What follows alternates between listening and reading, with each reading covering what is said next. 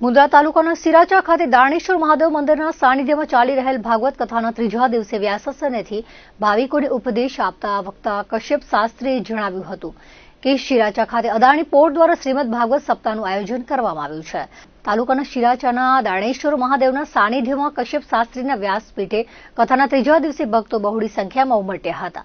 આજની કથામાં વક્તા શાસ્ત્રીજી મહાભારતના વિવિધ પ્રસંગોની કથાનું વર્ણન કર્યું હતું। મહાભારતના ભીષ્મ પિતામહ, યુધિષ્ઠિર, અર્જુન અને ભગવાન શ્રીકૃષ્ણના ચરિત્રની કથા સાથે દરેક સનાતનીને જીવનમાં એક વખત મહાભારતની કથા અચૂક વાંચવા ટકોર કરી હતી।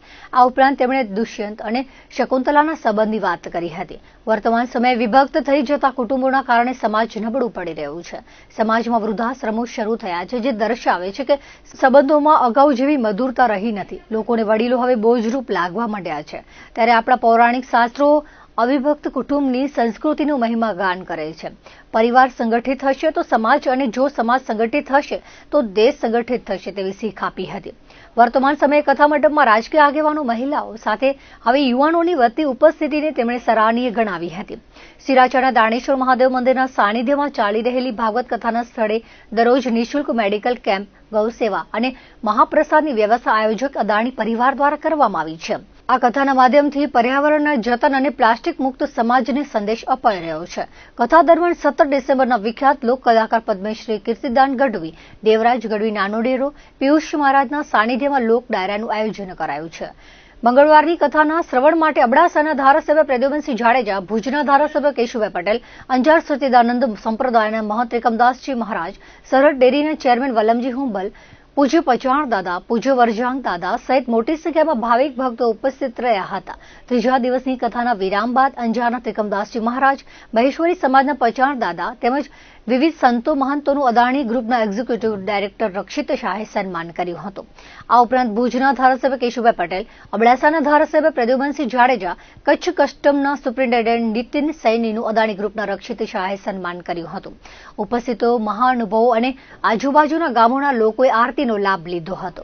આ દાણેશ્વર મહાદેવ ઉપર જે અદાણી પોઝિશન દ્વારા જે આ કથાનું આયોજન કરવામાં આવ્યું છે, એનામાં શાસ્ત્રીજી મહારાજ જે છે એના એક લાવો લેવો બહુ મોટી વાત છે।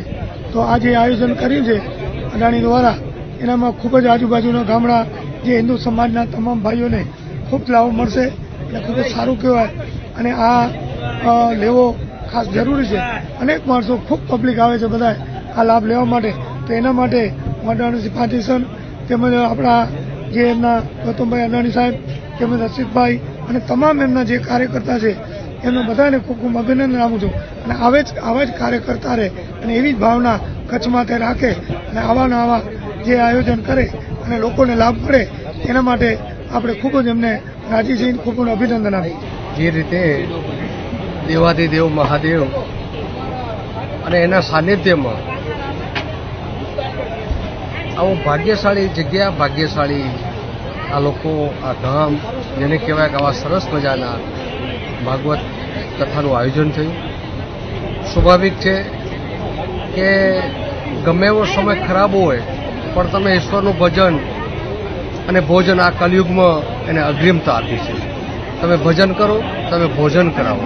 અને આજે અદાણી કંપની જે રીતે વર્ષોથી અહીંયા કામ કરી છે, અનેક એવા લોકહિત માટે, સાર્વજનિક ભલાઈ માટે, એ ગાયો હોય, ખેડૂત હોય, શિક્ષણ હોય, આરોગ્ય હોય, અનેક કામો કર્યા છે અને કરતા આવ્યા છે। પણ જે રીતે આજે ધાર્મિક દાંતેશ્વર મહાદેવની જગ્યા ઉપર એક સરસ મજાનું ધાર્મિક આયોજન કરે, લોકોને આનાથી શીખ મળે।